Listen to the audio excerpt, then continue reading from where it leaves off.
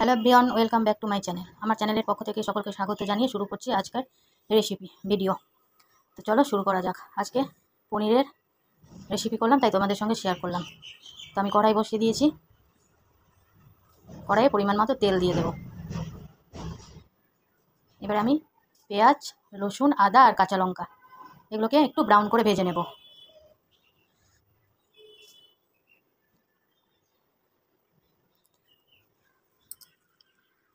Brown করে ভাজা হয়ে গেছে। এবার আমি দুটো টমেটো কেটে রেখেছিলাম, সেটা দিয়ে দিলাম। সেটা দিয়ে আবার একটু ব্রাউন করে ভেজে নেব।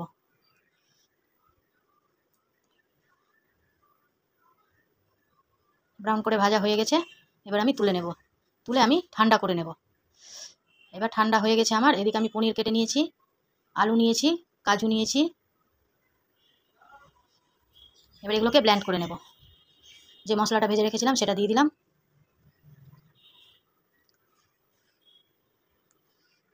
কাজু এটাকে দিয়ে ব্লেন্ড করে নেব। চলো ব্লেন্ড করে ফিরে আসছি। ব্লেন্ড করা হয়ে গেছে। আমি এবার প্যান বসিয়ে দিয়েছি, সামান্য পরিমাণে তেল দিয়ে দিলাম। এবার পনিরগুলো ভেজে নেব।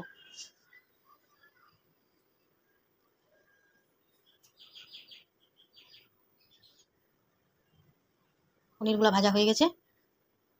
এবার আমি আলুটাকে ভেজে নেব। লবণ দিয়ে দেবো, হলুদ দিয়ে দেবো, একটু ব্রাউন করে ভেজে নেব।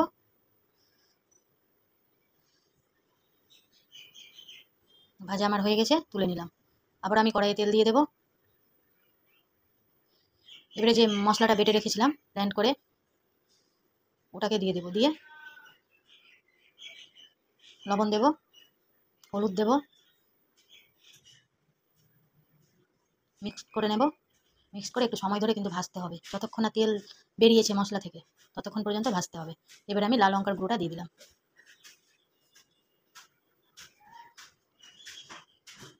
এই যে দেখো আমার তেল বেরিয়ে এসেছে মশলা থেকে। এই যে দেখো তেল বেরিয়ে এসেছে। এই অবস্থায় পনির আর আলুটা দিয়ে দিতে হবে। যতক্ষণ না তেল বেরোবে ততক্ষণ কিন্তু ভাজতে হবে। আলু আর পনিরটা আমি দিয়ে দেবো। আলু দিয়ে সামান্য পরিমাণে ভাজতে হবে, যেহেতু আলুটা ভাজাই ছিল। পনিরটা দিয়ে দেবো। এটা দিয়ে হালকাতে একটু নাড়িয়ে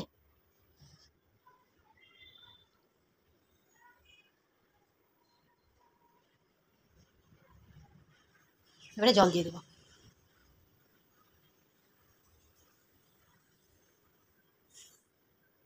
জল দিয়ে কিছুক্ষণের জন্য ঢাকা দিয়ে রেখে দেবো।